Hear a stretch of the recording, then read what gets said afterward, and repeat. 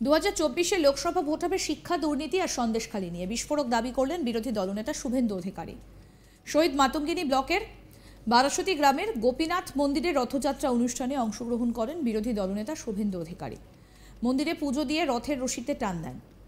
পরে গ্রামবাসীকে দোল উৎসবে শুভেচ্ছা জানিয়ে লোকসভা ভোট সম্পর্কে এইরকমই বিস্ফোরক দাবি করেন নন্দীগ্রামের বিধায়ক তথা বিরোধী দলনেতা শুভেন্দু অধিকারী। তিনি বলেন 2024 লোকসভা ভোট হবে দুটো ইস্যুতে, এক শিক্ষা দুর্নীতি, দুই সন্দেশখালী ইস্যু। কনফিডেন্সের সঙ্গে তিনি বলেন শিক্ষা দুর্নীতি আর সন্দেশখালী নিয়েই ভোট হবে। সন্দেশখালী আন্দোলনের মুখ রেখা পাত্র আর চাকরি দুর্নীতির মুখ অভিজিৎ গঙ্গোপাধ্যায়। এবারের লড়াই ব্যক্তি বিশেষ নয়।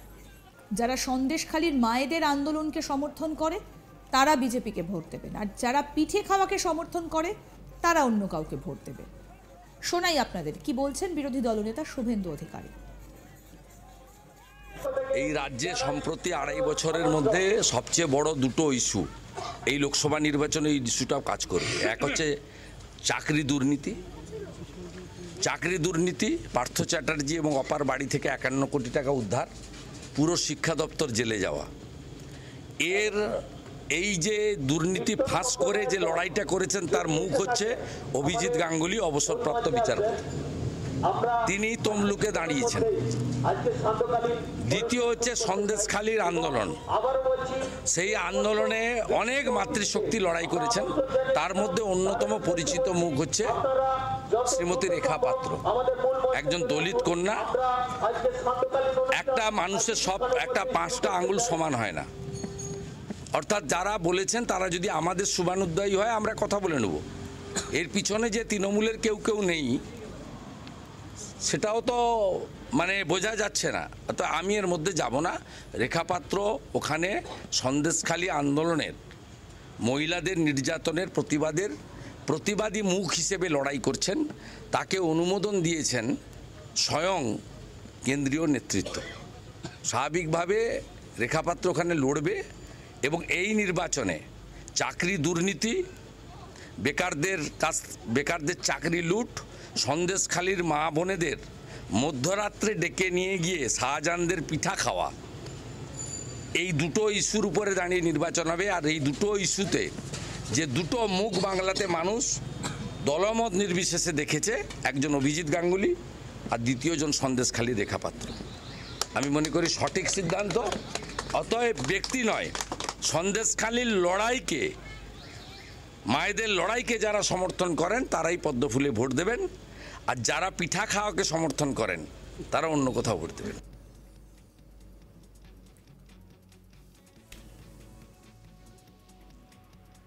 পাশাপাশি বারাসতের বিজেপি প্রার্থী রেখা পাত্রকে নিয়ে বিজেপির অন্দরে ক্ষোভ তৈরি হয়েছে, যা ইতিমধ্যেই প্রকাশ্যে এসেছে। বিষয়টা নিয়ে শুভেন্দু অধিকারী বলেন, যদি আমাদের দলের কেউ করে থাকে তাহলে আমরা কথা বলে নেব। কি বললেন শুভেন্দু অধিকারী এই বিষয় নিয়ে, শুনি। বসিরহাটের বিজেপি প্রার্থী রেখা পাত্রকে নিয়ে অসন্তোষ তৈরি হয়েছে। কে অসন্তোষ করছে? স্থানীয় নেতৃত্ব বলছেন আপনার কাছ থেকে অভিযোগ করবেন যে রেখা পাত্র আচরণ চেঞ্জ করে হয়ে গেছে। আমি এ বিষয়ে জানি না। বসিরহাটের বিজেপি প্রার্থী রেখা পাত্রকে নিয়ে অসন্তোষ তৈরি হয়েছে। কে অসন্তোষ করছে? স্থানীয় নেতৃত্ব বলছেন আপনার কাছ থেকে অভিযোগ করবেন যে রেখা পাত্র আচরণ চেঞ্জ করে হয়ে গেছে। আমি এ বিষয়ে জানি না। স্বপন মজুমদারকে নিয়ে যে মিথ্যে প্রচার হচ্ছে তা নিয়েও শুভেন্দু অধিকারী বলছেন, প্রতিদিন সকালবেলা আমার নামে প্রচুর তৃণমূল মিথ্যা ফেক নিউজ ছড়ায়, সব ফেক, ওগুলোতে আমি কান দিই না। শোনাই আবার কি বললেন তিনি এই বিষয় নিয়ে। ওসব মিথ্যা, ফেক। আমার নামেও তো প্রচার করছে যে আমি নাকি মুসলিমদের বলেছি যোগীজির নামে। প্রতিদিন সকালবেলা একটা করে ফেক করে, প্রমাণ করতে পারবে? আমরা গুন্ডাদের বিরুদ্ধে বলি, যোগীজি গুন্ডাদের দমন করেছেন। বিকাশ দুবে গুন্ডা, তিনি ব্রাহ্মণ হিন্দু, তার জাত ধর্ম যোগীজির প্রশাসন দেখেনি। আতিক রহমান গুন্ডা, মাফিয়া, তার জাত ধর্ম যোগীজির প্রশাসন দেখেনি। গুন্ডাই হয়, গুন্ডার কোনো ধর্ম জাত সম্প্রদায় হয় না। গুন্ডাদের বিরুদ্ধে বলেছি, আবার বলবো। শওকত মোল্লাদের বিরুদ্ধে বলেছি, আবার কালকেও বলবো।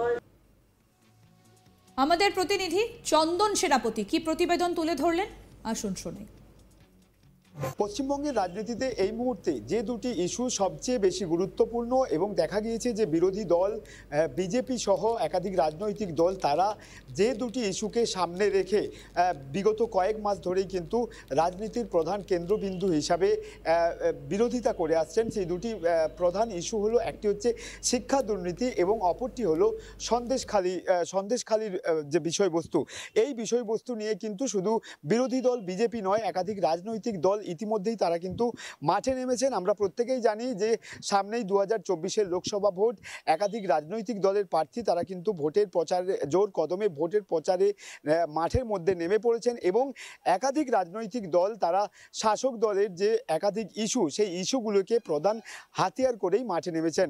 তবে বিরোধী দলনেতা শুভেন্দু অধিকারী বলছেন 2024 লোকসভা যে ভোট হবে সেই ভোট মূলত দুটি ইস্যুকে কেন্দ্র করেই হবে।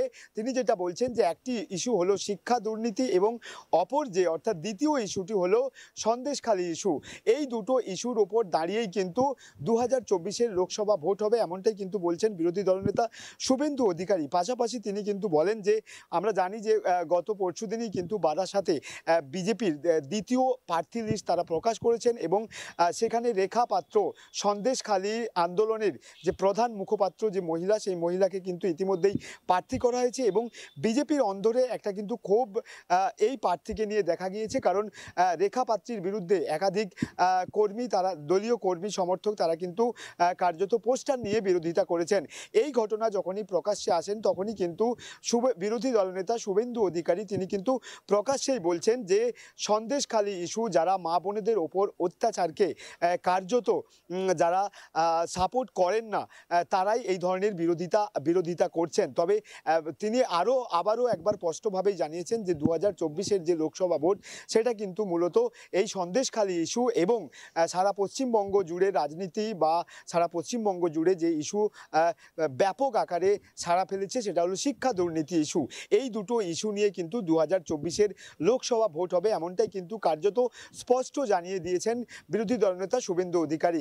গতকাল শহীদ মাতঙ্গিনী ব্লকের বারাসাতিতে একটি ধর্মীয় অনুষ্ঠানে যোগদান করেন তিনি এবং ধর্মীয় অনুষ্ঠান শেষেই কিন্তু এই ধরনের মন্তব্য করেন বিরোধী দলনেতা শুভেন্দু অধিকারী এবং তিনি যেটা বলেন যে রেখা পাত্রকে নিয়ে দলের অন্দরে যে ক্ষোভ, সেই ক্ষোভ কার্যত তারা দলের অভ্যন্তরীণ ক্ষোভ এবং সেই ক্ষোভ দলের কর্মী সমর্থকদের মধ্যে কথা বলে মিটিয়ে নেওয়ার কথাই কিন্তু বলেছেন বিরোধী দলনেতা শুভেন্দু অধিকারী এবং তিনি স্পষ্টই জানিয়েছেন 2024 লোকসভা ভোট কার্যত পশ্চিমবঙ্গের এই দুটি ইস্যুকেই কেন্দ্র করে হবে এবং বিজেপির যে প্রধান অস্ত্র রাজ্যের দুটি ইস্যু, সেই